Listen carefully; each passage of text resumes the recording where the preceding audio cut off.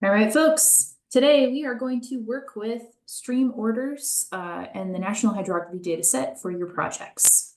So go ahead and open up ArcGIS Pro and you're going to find your project one. It might be in the list. If you need to find it, again, you can click over here to say open another project and navigate to that folder.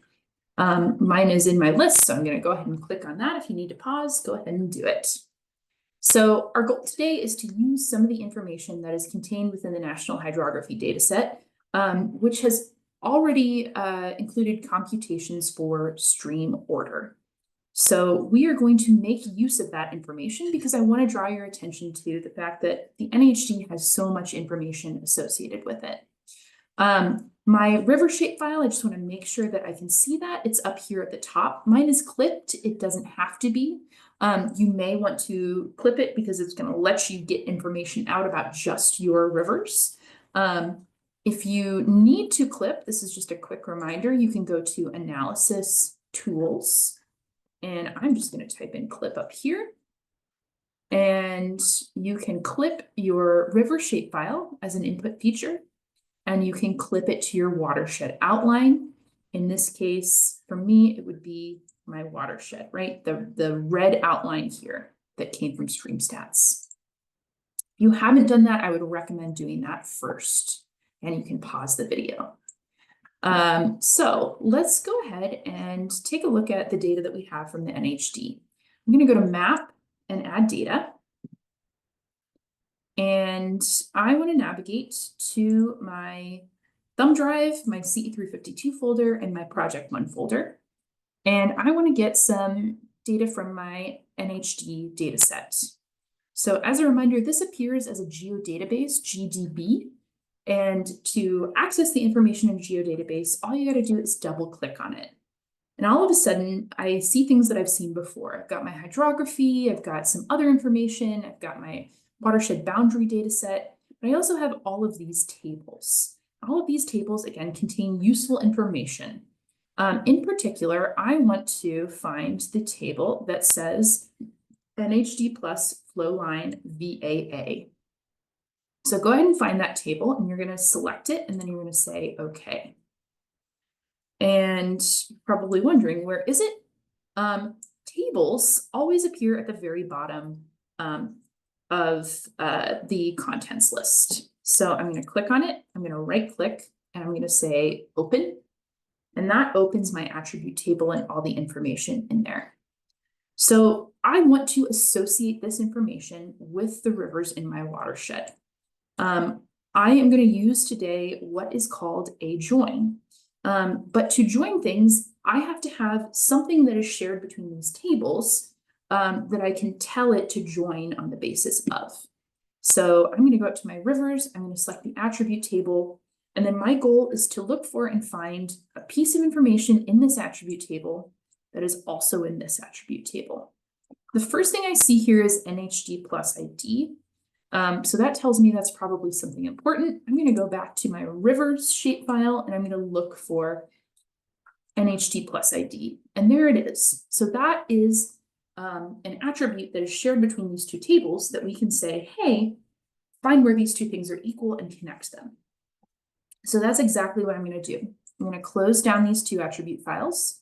I'm going to right click on my rivers shapefile. And I'm going to go to joins and relates, and I'm going to tell it that I want to add a join. And so it already auto-populates and says, okay, I know you want to join watershed rivers. And I'm going to go in there to the input join field, and I want to find my NHD plus ID. And when you do that, it has already recognized that there's another table in this data set, NHD plus flow line. And it is going to look for a very similar table field. You can always change this, but again, it did exactly what I wanted it to do. And so I am going to execute this. I'm going to say, okay, even if I get a little error. And when it's finished running, it should be relatively fast. You can right click on watershed rivers, open that attribute table, and all of a sudden, you should have a lot more information. And in particular, I have stream level, which is great. That is exactly what I want. So in this project, I ask you to determine the length of streams associated with different stream orders. And I also ask you to tell me the maximum stream order at your watershed outlet. So I'm going to minimize this for now. And what I'm going to do to figure out the maximum stream order at my watershed outlet is I'm going to go down to my watershed outlet. I'm going to click on the line that represents the stream leaving that.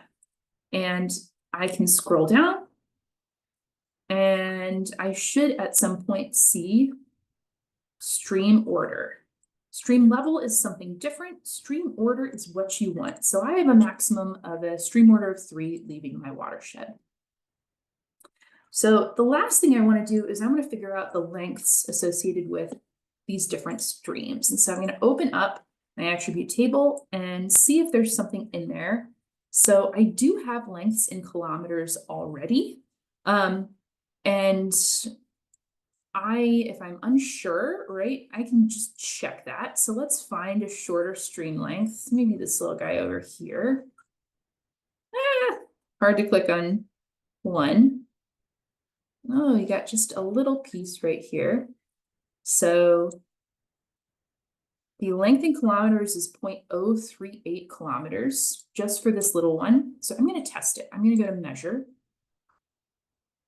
And I want length in kilometers. And I'm going to use the measurement tool to measure that distance. I'm going to make that go away if I can. No, it doesn't like me. That's fine. Okay. And it estimates that length as right around 0.04 kilometers. So I feel good about that length data set. So in this case, you are going to, again, remember you can bring your attribute table up high. You are going to grab those lengths. You might need to do it in a couple goes. Usually I find if you start at the bottom and then drag up, that will select everything. Again, you can copy, just Control C, bring that into Excel.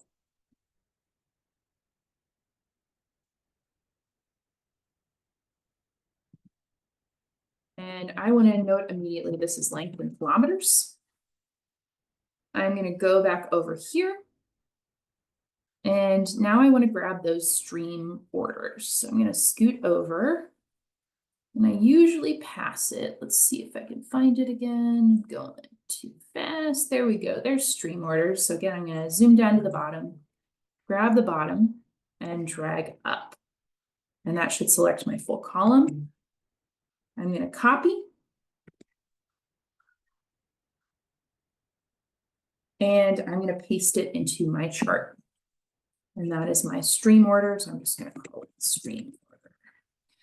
Now you have enough information to summarize the length associated with each of the different stream orders in your watershed.